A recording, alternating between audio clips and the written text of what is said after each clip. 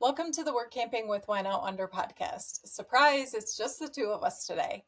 We're your hosts, Matt and Laurie, and we use our years of work camping experience to help you live your full-time RV life travel dreams years sooner than you ever thought possible. If it were not for work camping, we would not be out here living our full-time RV life travel dreams. We'll be doing these Q&A podcasts because we're out here boots on the ground doing the work, and we receive so many questions from so many of you. So we thought we would take 5 questions per episode, and each of us both give our answers from our perspectives. Number 1, how do you get started? What are the first steps? So my answer to that would be to obviously start downsizing and preparing. But step number 1 would be to get your resume ready. And then step number 2, I would say look in the areas you'd like to go to and see what jobs are available. And then step number 3, I would send that resume out to those jobs. When we first started our work camping journey, we picked 3 states that were dream locations for us. The first was California, the second was South Dakota, the third was Montana, not in that order. And we actually chose Montana, but we received our highest paying job offer from California. And we went with Montana because that's just where our hearts were. We knew that's where we needed to be, and we have no regrets. None at all. No, that was a dream summer. If you would like to see a complete guide to getting started with work camping, we have a really great video on our YouTube channel that you can go to for that. We have so much work camping content on our YouTube channel. Definitely recommend going there. And if you would like help with your work camping resume, I put together a resume tip sheet just for work campers. You can go to wineoutwonder.com/resume. Just put in your email and we will send that right to your email. Question number 2 would be, is there enough work to go around? My fear is not being able to find work. You don't need to worry about that. There is so much work to go around in the work camping world. We see endless job ads all the time. You do have slower seasons for work camping job postings, but there will always be a job available. Yeah, and my answer to that would be we've been shocked at the job ads that come out for the same campgrounds over and over at the beginning of the season, mid-season, and even at the end of the season. Some of these campgrounds are still looking for work campers. So yes, you're definitely going to find a job. Now, I will say one caveat to that is it may not be in the location you want to be in, but it's just for that season. But yes, there are plenty of jobs out there. You do also have family emergencies that come up. You have health issues that come up while someone is work camping that they need to leave. You also have people who get to the job and they realize it's not a good fit for them. Not necessarily a bad job or a bad employer, just isn't going to work for them. So that's why you're going to see a lot of these jobs. The ones you're talking about, how we kept seeing for that season, like beginning, middle, and end, constant job ads, I think was because they were such a huge work camping employer. They just always need workers. So again, we don't feel like you're ever going to be in need of a work camping job if you need one. Number 3, when you hire on, is it the same work every day or does it change from day to day? That's a great question. My answer to that, basically, it's the same thing every day. When you're working outside, you get your bucket of job responsibilities and you basically do those every day. However, once in a while, you might have somebody back over a water line and break it, and you have to go help make that repair. But for the most part, it's the same. My answer from an office perspective and then also from a cleaning perspective, same thing. You have your base responsibilities that you're required to do. The scenarios are just going to change based on the customer's needs. And as long as you can adapt to that, you're good. We worked on outdoor hospitality and we would have our cleaning responsibilities that we would do. And we knew the times we needed to do those and what was expected of us in that way.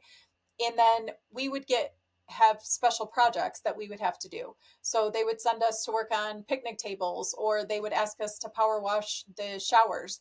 But none of it was hard. It was all very easy to adjust to. But if you do have the personality where that kind of stuff catches you off guard, maybe just ask that in your interview. What can I expect? What will my daily responsibilities be? And is there a chance that there might be additional responsibilities that you'll ask me to take on. If there are, what might those be? And question number 4, how far in advance do you start looking for your next work camping job? So we start looking when we arrive at a work camping location for the next season. And a lot of times we'll have employers ask us to return.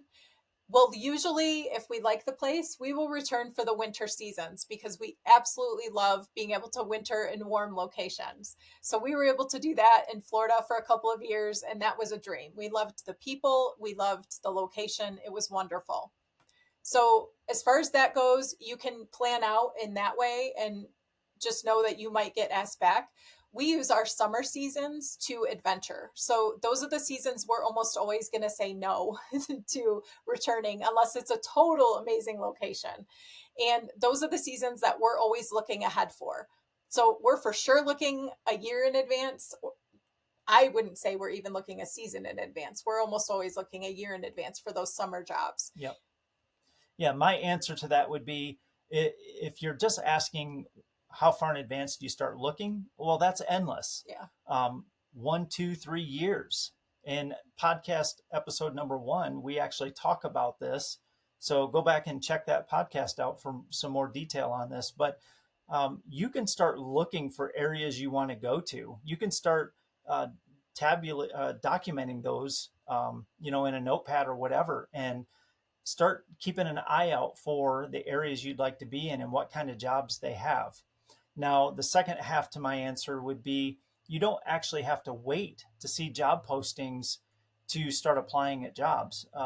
Some friends of ours, they actually find areas they want to go to, and they just start calling and sending out resumes to a bunch of different campgrounds, and they've had great success with that. They actually have a job right now that they're at, and this actual campground needed a second couple. They let us know about it, and we're actually heading there as well. So you don't have to wait. You can get started right away. Yeah, that's been a big lesson for us. Their example, where he's not just sitting back and waiting for job ads to be posted.